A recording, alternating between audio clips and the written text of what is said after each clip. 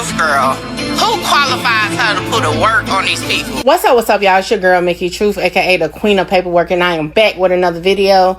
As always, all information contained in this video is for entertainment, educational purposes only. All information used in this video is per the Fair Use Act, and any conclusion that you draw is on you, not me. So let's get it. Happy Thursday, Truth Team. We are getting into an update on the Oblock Rico trial, okay? And I heard the wordplay at trial has been questionable, but let's get into it.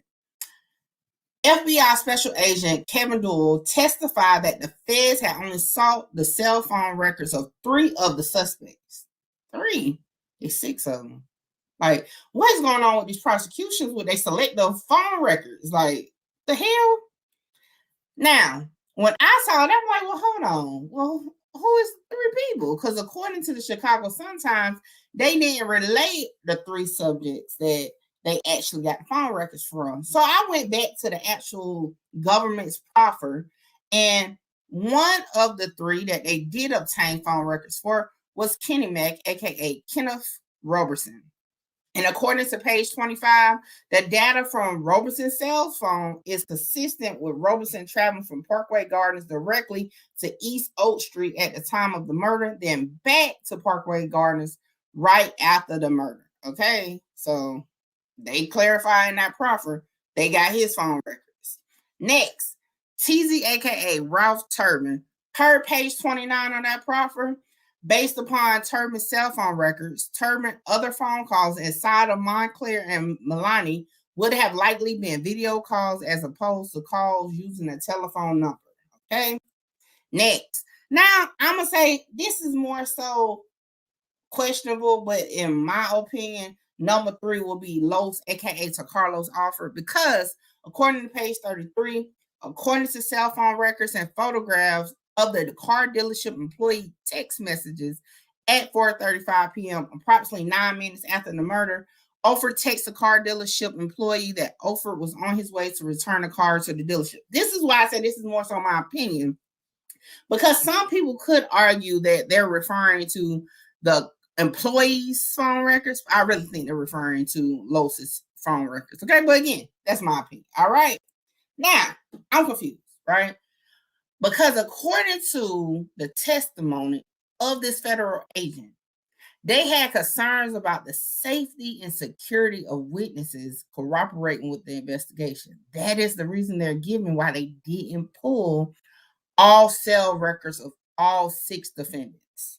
And it blew my mind. Shout out to Music 101 who hit me up about it and had me scratching my head at 12 o'clock, like midnight. Like, ain't no way that's the reason, right?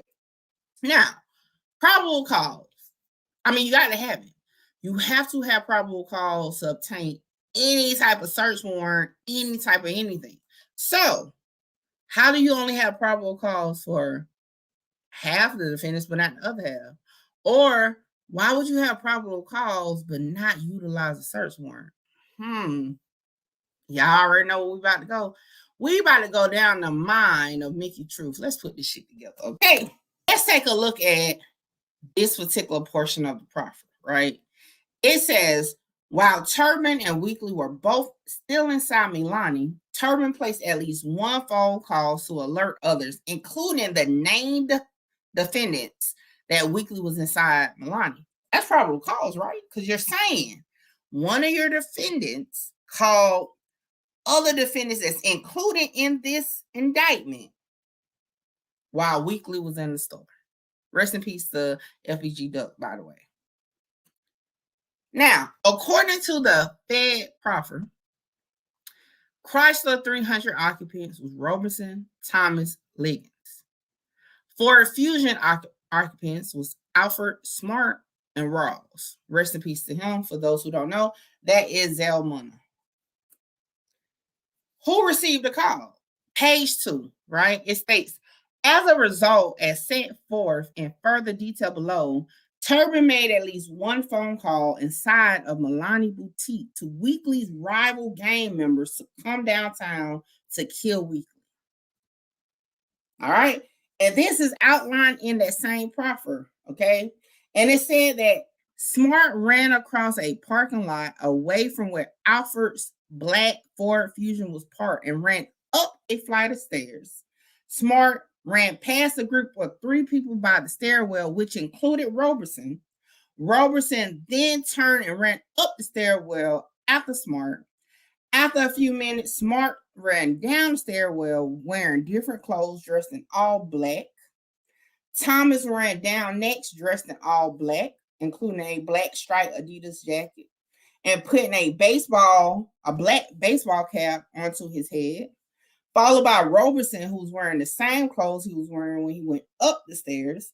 Liggins came down last, also dressed in dark clothing and a baseball cap turned to the back. Smart entered Ofert's Ford Fusion, while Liggins, Thomas, and Roberson entered into Roberson's gray Chrysler 300. The cars departed the parking lot in Parkway Gardens at approximately 4:06 p.m. So just from this paragraph, okay, again, they said Smart, aka Muwop, ran across the parking lot away from the Ford Fusion that belonged to Ofert, allegedly, okay? Away. They also said that Roberson was in the stairwell. He wasn't over by the Fusion, okay? They also said that Thomas ran down, meaning Thomas allegedly, possibly, was already upstairs. He wasn't by the Ford Fusion. I'm saying this for a reason, okay? Now, again, Liggins came down last. Again, they didn't say he ran up the steps like Smart and Roberson. So he had to already been upstairs, allegedly, assumingly, maybe, right? Let's get into it.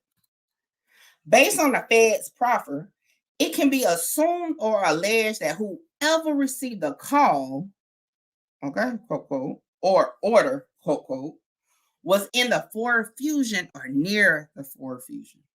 That will eliminate Kenny Mac, C-Thang, and C-Murder. Now, let me ask y'all this. If one of the defendants were seen on camera on the phone at the alleged time, that will be probable cause for a search warrant, right or wrong. So, I ask y'all, there isn't any proof that Muwop received the call. On page 23, it says again, approximately 4:02 p.m., Smart ran across a parking lot from where Ofert's black Ford Fusion was parked and ran up a flight of stairs.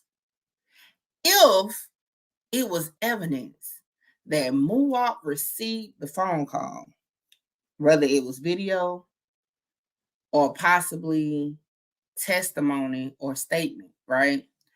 Why wouldn't they pull his cell records, right? Because again, that will identify who called him to place the hit, allegedly, or confirm the hit, allegedly, right? Or am I reaching? Am I looking at this wrong? Wouldn't that be important to the case?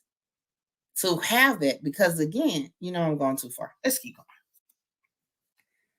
Witnesses stated that Muwop is a leader of the alleged gang, and this is on page 6.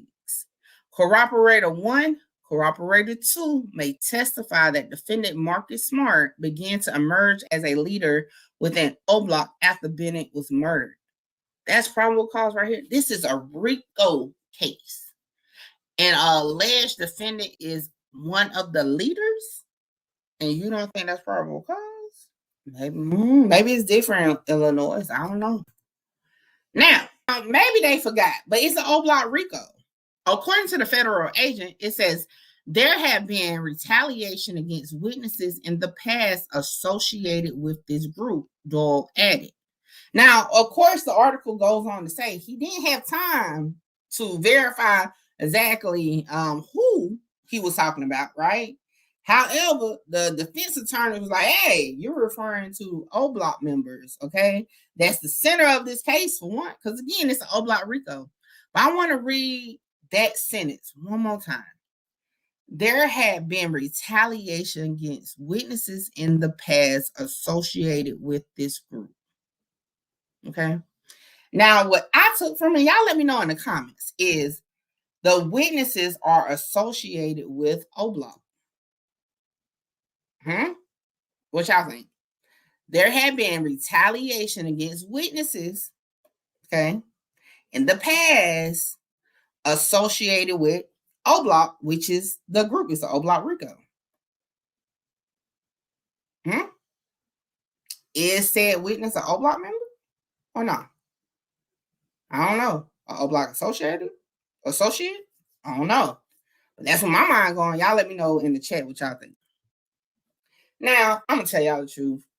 That federal agent knew better. He did like a Christine Bradley type shit. Those that follow the Miller case understand what I mean, right?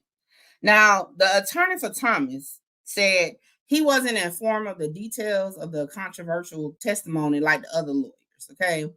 They argued that simply striking Doral's testimony from the record wouldn't alleviate the problem that has been created. And I'm gonna be honest, I agree. It's not, right? They go on to say it was such an outrageous comment, right? And they argued for a mistrial, and they said it cannot be cured. And listen, yeah, the jury not forgetting that. They're not.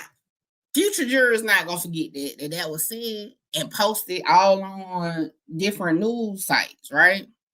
Now, the lawyers for Robinson and Turbin both noted that prosecutors aren't alleging their clients are members of Oblock, which is the government must prove in a criminal enterprise, right? Now, again, Robinson attorney claimed that the defendants are now being robbed of a fair trial while noting there was no threat of retaliation of any kind whatsoever. Now, this is my thought process. They're saying that only 3 defendants' phone records got picked up because the rest, allegedly, you can assume, are part of Oblock, which will retaliate against witnesses, right? And that further leads me to think that witness or witnesses are associated with Oblock in some way or part of Oblock because Roberson, according to the Proffer, is not an Oblock member, and they have his phone records. Turbin, and again, is not an Oblock member, and they have his records, right? So the other person, in my opinion, will be Los, and they have his records, right? Now, not 100% sure exactly what position Los is in, but nevertheless, everybody else remaining, right, didn't get their phone records pulled, and in the proffer, they're saying they're part of Oblock. So again, it was saying they're signaling out the other defendants, not the ones who got their phone records done. Y'all let me know what y'all think in the comments.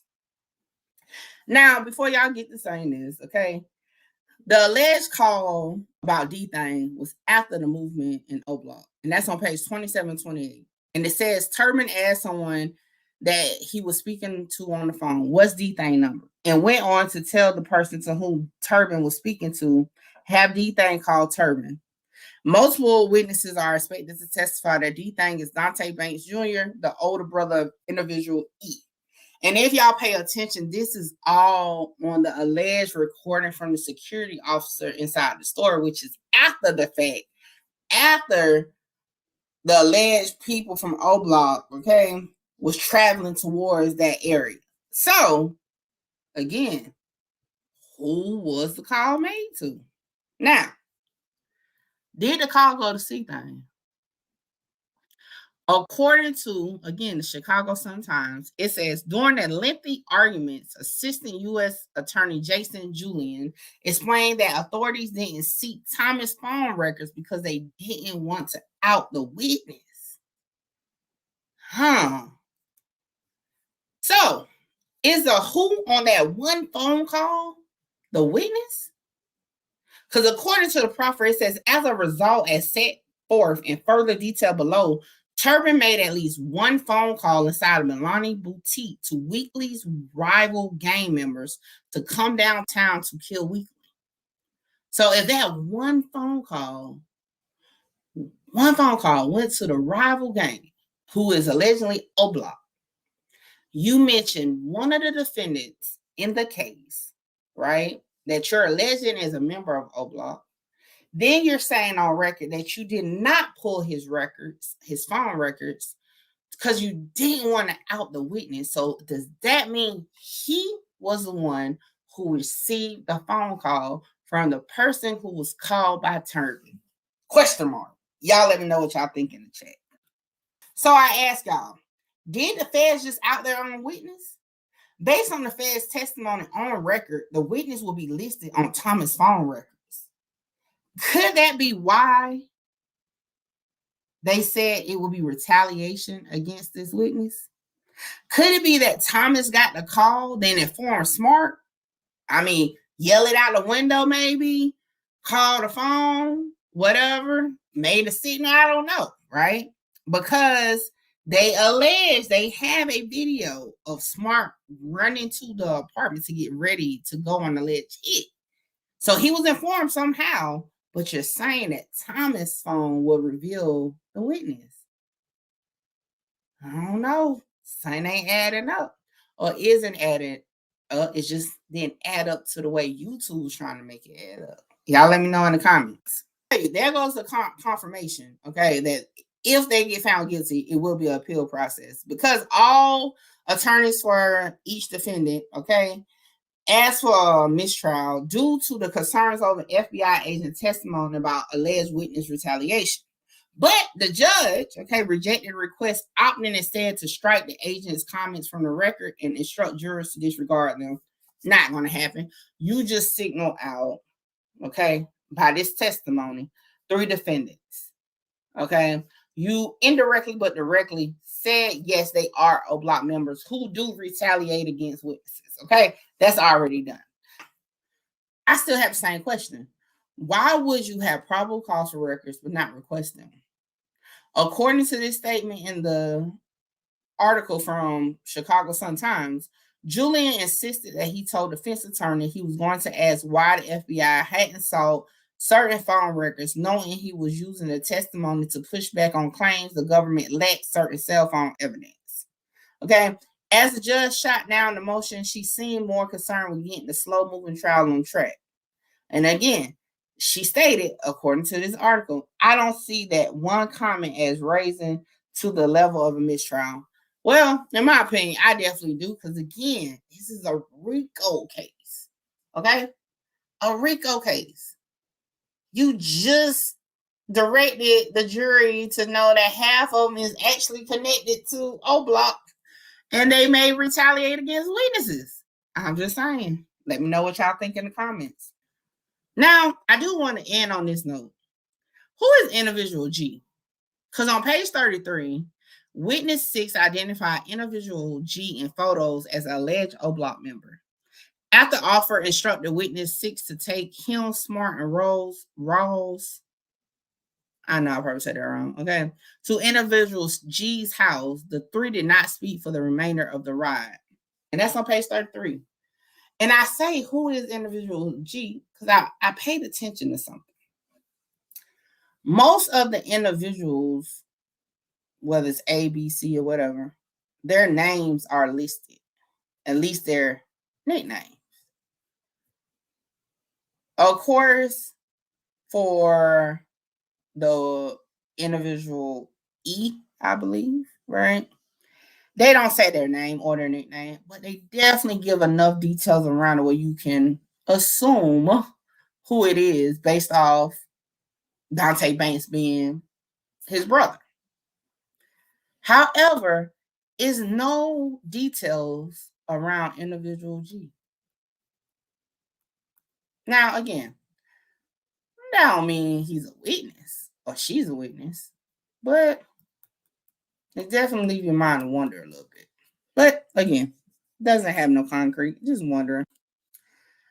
With that, y'all, I gotta get to work. Thanks for watching. Make sure you like, comment, share, subscribe, tell a friend to pull up on your girl Mickey Truth. And as always, y'all be safe, be blessed, hit that cash app. Donations are welcome. $ Mickey Truth 2022. Holla! No matter what you go through, do what you got to do and conquer the world.